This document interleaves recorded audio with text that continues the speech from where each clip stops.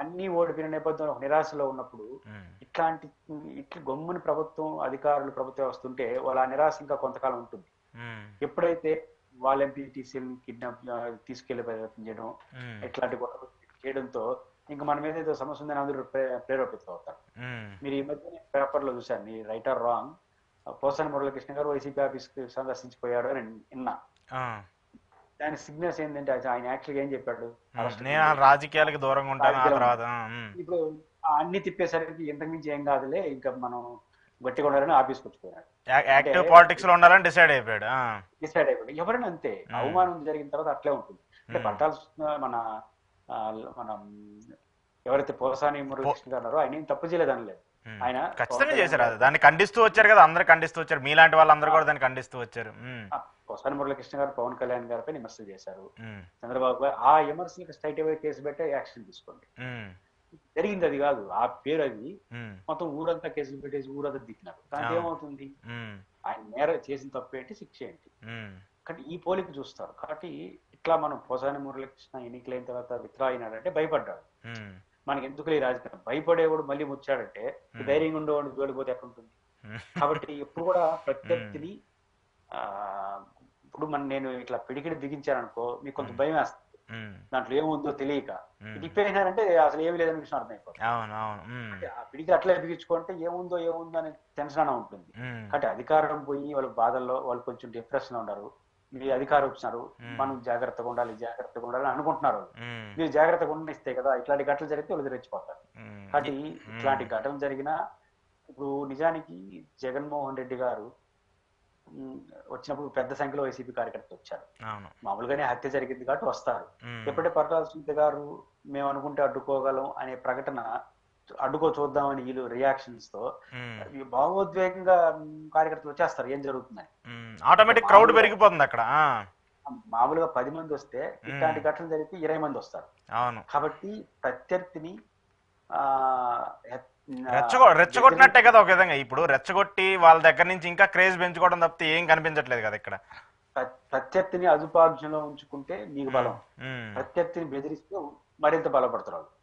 కాబట్టి ప్రత్యర్థిని బెదిరించడం అదిరించడం కాకుండా వీలైతే గౌరవప్రదంగా చూసుకోండి, లేకపోతే వాళ్ళు పట్టించుకోకండి, వాళ్ళు తిప్పలు పడతారు.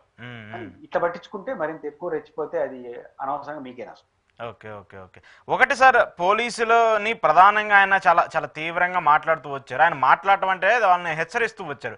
గత ప్రభుత్వాలు మీరు ఏదో ఒకసారి ప్రభుత్వం మారిందని చెప్పేసి వాళ్ళ దూరంలోనే వెళ్తున్నారు. మీరు లా అండ్ ఆర్డర్ కావచ్చు, లేదంటే ప్రస్తుతం ఆంధ్రప్రదేశ్కి సంబంధించిన అంశాలకు సంబంధించి కావచ్చు, మీరు ఎక్కడా కూడా రూల్స్ పాటించట్లేదు. మినిమం రూల్స్ పాటించకుండా ఏదైతే అక్కడ ఎమ్మెల్యేలో లేదంటే ఎంపీలో మంత్రుల్లో చెప్పినట్టు మీరు అదే చేసుకుంటూ వెళ్ళిపోతున్నారని చెప్పేసి జగన్ గారు చాలా కీలకంగా ఆగ్రహం వ్యక్తం చేస్తూ వచ్చారు. ఇటీవల వైసీపీ నేతలకు సంబంధించి అరెస్టులు ఏవైతే జరుగుతూ వచ్చాయో వాటన్నిటిని కూడా ఆయన కోట్ చేస్తూ వచ్చారు. ఇందా మీరు చెప్పినట్టు పోసాని గారి గురించి కావచ్చు, లేదంటే వంశీ గురించి కావచ్చు, నెక్స్ట్ మాజీ ఎంపీ గురించి కావచ్చు, ఇలా కొంతమంది గురించి ఆయన మాట్లాడుతూ వచ్చారు. సో ఏంటి అంటే జగన్ ఈజీగా అర్థమైపోయింది పోలీసులకు సంబంధించిన తీరుకు సంబంధించి కావచ్చు, లేదంటే పోలీసులు బిహేవ్ చేసినట్టు అంశాలకు సంబంధించి కావచ్చు. ఇవన్నీ చూస్తున్నప్పుడు ఖచ్చితంగా ప్రలోభాల వల్లే ఈ అరెస్టులు కావచ్చు, కేసులు కావచ్చు జరుగుతున్నాయని చెప్పేసి అర్థం చేసుకోవచ్చా? ఇప్పుడు ప్రభుత్వ ఒత్తిడి గురి కాకుండా, ప్రభుత్వ ఒత్తిడితో కారణం లేకుండా చట్టం తన పని తాను చేసుకోబోతా అనేది మీనింగ్లెస్. ఇప్పుడు చట్టం అంటే ఇప్పుడున్న పోలీసులు అందరూ ఎవరు కొత్తగా నిన్న చంద్రబాబు నాయుడు తెలక్కన కాదు కదా, పాత వాళ్ళే కదా. మరి వీళ్ళు పోలీసు చట్టం పనిచేసుకుంటే పోసాని మురళీకృష్ణ గారిని గత 5 ఏళ్ళకి ఎందుకు అరెస్ట్ చేయాలి అంటే అర్థం ఏంటి? ఇప్పుడు ఎందుకు అరెస్ట్ చేసినారు అంటే అదే పోలీసులు అదే చట్టం, అప్పుడు ఎందుకు చేయలేదు, ఇప్పుడు ఏం చేయలేదు, ప్రభుత్వం మారింది. నేను ఆ పోసాని మురళీకృష్ణ అరెస్ట్ తప్పు జోలికి వెళ్ళట్లే. అంటే చట్టాన్ని ఇంప్లిమెంట్ చేసే వాళ్ళు యాజ్ ఇట్ ఈజ్ గా అమలు చేయట్లేదు, ఎవరు అధికారం ఉంటే వాళ్ళకి ఒత్తిడికి గురవుతున్నారు అని అనేక సందర్భాల్లో రుజువైనాయి. ఈ ఒత్తిడి అనేది ఒక పరిధి దాటితే అది ప్రమాదంగా మారుతుంది, సొసైటీకి ప్రమాదంగా మారుతుంది, వాళ్ళు కూడా ప్రమాదం పొంచి ఉంటుంది. అంటే ఒత్తిడిని ఎప్పుడు కూడా యాక్సెప్టబుల్ కాదు. ఒత్తిడి పెరిగేసరికి ఆటోమేటిక్ గా అవతల వాళ్ళు మరింత రెచ్చిపోతారు. ఈ రెండు వైపులా రెచ్చిపోతే లా అండ్ ఆర్డర్ సమస్య వస్తుంది. కాబట్టి ఒత్తిడి పెంచకూడదు, బెదిరించకూడదు, పనులు వాళ్ళు చేసుకుంటే సమస్య రాదు. అందుకు భిన్నంగా మనం ఎదురు వ్యక్తిని ఒత్తిడి చేసి బెదిరిస్తున్నాము అంటే వాళ్ళు భయపడిపోతారు అనుకుంటే మరింత పెరుగుతాయి, భయం ఉండదు. జగన్మోహన్ రెడ్డి గారు ఎక్కడైతే భద్రతలో మన గుంటూరు మిర్చి యార్డు పోయినప్పుడు భద్రత ఇవ్వలేదు. ఉమ్, మామూలుగా ఏమనుకుంటారు కొంతమంది వైసీపీ వాళ్ళు, తెలుగుదేశం వాళ్ళు ఉమ్, ఇట్లా భద్రత సరిగ్గా ఇకపోతే పోకుండా ఉంటాడేమో, ఉమ్, అంటే హై సెక్యూరిటీ థ్రెట్ ఉన్నాడు కదా. అవును. పార్టీ శ్రేణులు కూడా ఏం చెప్తారు, సార్ ప్రభుత్వం చాలా ఘోరంగా ఉంది, వాళ్ళు భద్రత కల్పించలేదు, మీరు కొంచెం జాగ్రత్తగా ఉంటే బెటర్, పర్యటనలు తగ్గించుకోండి, ఇట్లా సలహాలు ఇస్తుంటారు వెల్ విషర్స్. ఉమ్, తెలుగుదేశం ఇండైరెక్ట్ గా ఇది చేస్తాను అనుకుంటారు. ఉమ్, అటు జరగదు, రాజకీయాలు అటు ఉండదు. ఇప్పుడు జగన్మోహన్ రెడ్డి పోసాని గారు అరెస్ట్ చేయక ముందు విత్డ్రా అయిపోతున్నాయని అరెస్ట్ చేసిన తర్వాత ఆఫీస్కి వచ్చిపోయాయి. ఆయన ఆఫీస్ పోడు ఎప్పుడు, మనం పోయి ఇచ్చా. ఉమ్, జగన్మోహన్ రెడ్డి గారు మిర్చియాటికి పోయినాడు, ఉమ్, మిర్చియాటికి పోయినా ఇప్పుడు భద్రత ఇయ్యలేదు, ఉమ్, ఇప్పుడు మళ్ళీ వెంటనే విజయనగరం మీరు మరుసరోజే. ఉమ్, అంటే ఇట్లా ఉంటుంది రాజకీయ నాయకులు. జగన్మోహన్ రెడ్డి లాంటి మొండి గట్టం ఇంకా ఎక్కువ ఉంటుంది. ఓకే. కాబట్టి ఎప్పుడు కూడా రెచ్చగొట్టడం, ఈ భద్రత విషయంలో లోపాలు చేస్తే భయపడరు, మరింత ఎక్కువ యాక్టివ్ అయిపోతారు. ఉమ్, అనవసరంగా ఈ మొత్తం వ్యవహారంలో అధికారులు, పోలీసులు బలైపోతారు.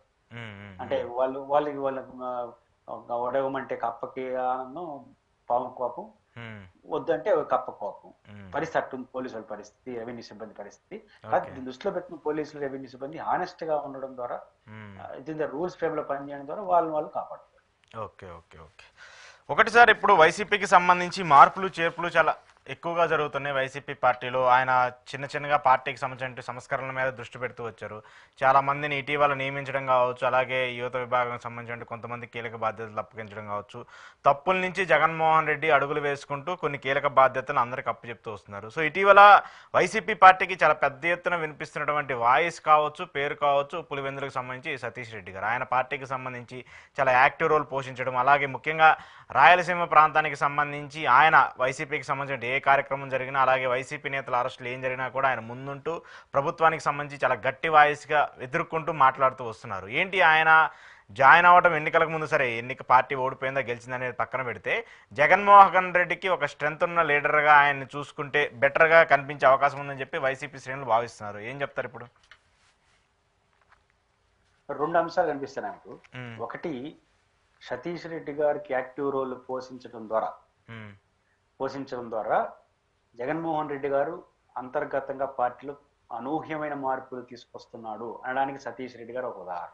ఓకే. చాలా మంది జగన్ ఏం మారాడు,